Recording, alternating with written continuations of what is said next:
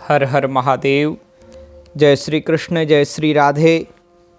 पौष मास की कृष्ण पक्ष की सफला एकादशी का महात्म्य बड़े ध्यानपूर्वक सावधानी पूर्वक सुनिए। सनातन धर्म में समस्त व्रतों में एकादशी व्रत के महात्म्य को अत्यंत महत्वपूर्ण माना है और व्रत तो रखना ही चाहिए, पूजाएं तो करनी ही चाहिए, साथ में कथा श्रवण का भी अपना अत्यंत सुंदर महात्म्य है।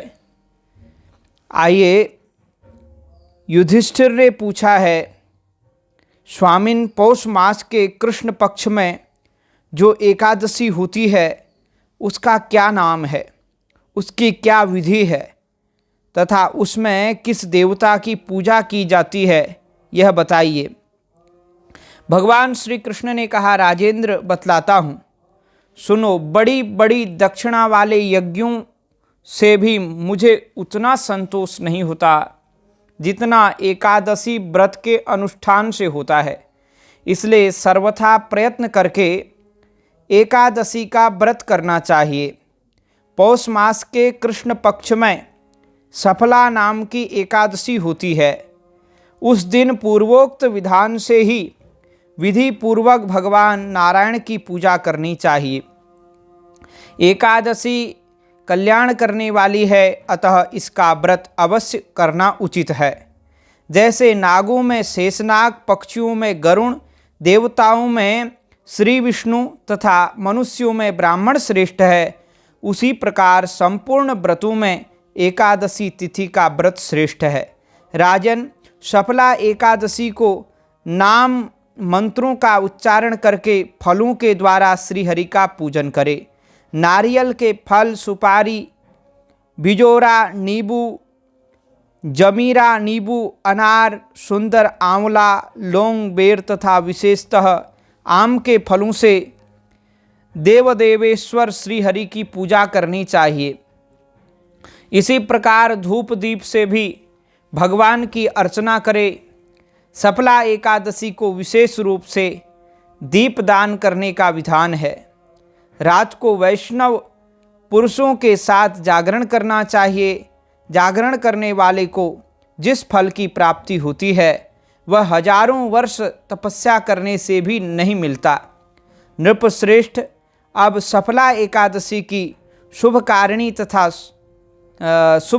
कथा सुनो। चंपावती नाम से विख्यात एक पुरी है जो कभी राजा माहिष्मत की राजधानी थी। राजर्षि माहिष्मत के 5 पुत्र थे।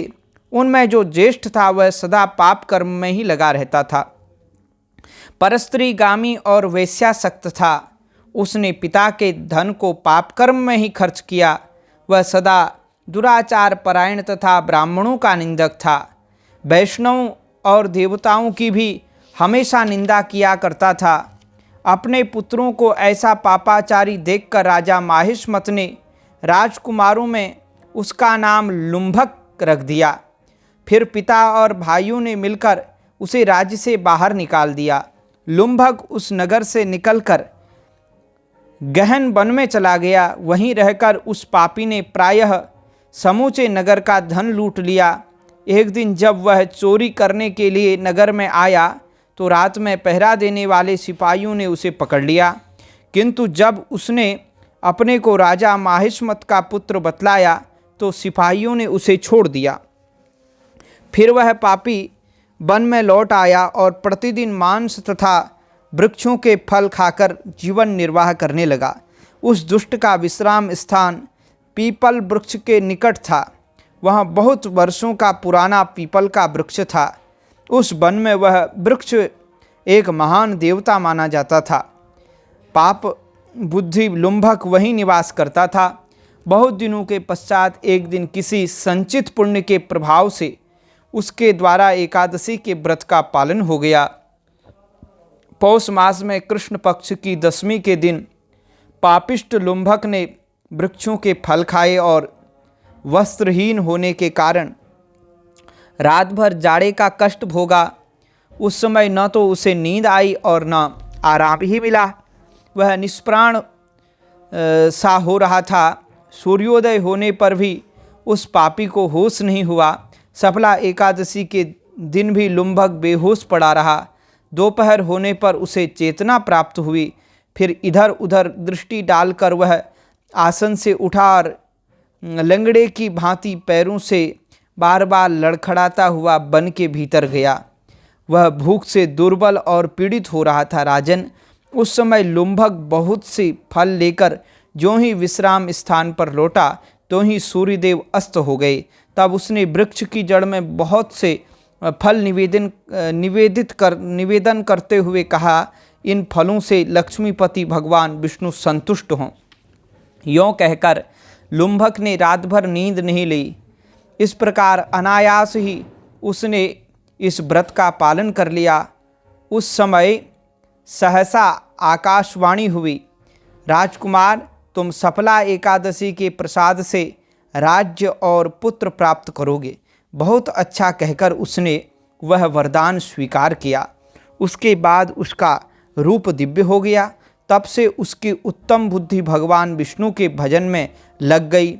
दिव्य आभूषणों की शोभा से संपन्न होकर उसने अकंटक राज्य प्राप्त किया और 15 वर्षों तक वह उसका संचालन करता रहा। उस समय भगवान श्री कृष्ण की कृपा से उसके मनोज्ञ नामक पुत्र उत्पन्न हुआ। जब वह बड़ा हुआ तब लुम्भक ने तुरंत ही राज्य की ममता छोड़कर उसे पुत्र को सौंप दिया और वह भगवान श्री कृष्ण के समीप चला गया, जहाँ जाकर मनुष्य कभी शोक में नहीं पड़ता। राजन, इस प्रकार जो सफला एकादशी का उत्तम व्रत करता है वह इस लोक में सुख भोग कर मरने के पश्चात मोक्ष को प्राप्त होता है। संसार में वे मनुष्य धन्य हैं जो सफला एकादशी के व्रत में लगे रहते हैं, उन्हीं का जन्म सफल है। महाराज, इसकी महिमा को पढ़ने सुनने तथा उसके अनुसार आचरण करने से मनुष्य राजसूय यज्ञ का फल पाता है। बोलो भक्तवत्सल भगवान की जय, एकादशी मैया की जय। तो ये रही पौष मास कृष्ण पक्ष की सफला एकादशी। हम तिथि पर उस दिन वीडियो नहीं बना पाए थे क्योंकि इसके लिए उतना नेट हमारे पास उपलब्ध नहीं था और इस समय उपलब्ध है, इसलिए हमने इसको आज सुनाना उचित समझा। तो इसको यहीं पर रखते हैं। हरिओम नारायण नारायण नारायण नारायण नारायण नारायण। हरिओम नारायण नारायण नारायण नारायण नारायण नारायण।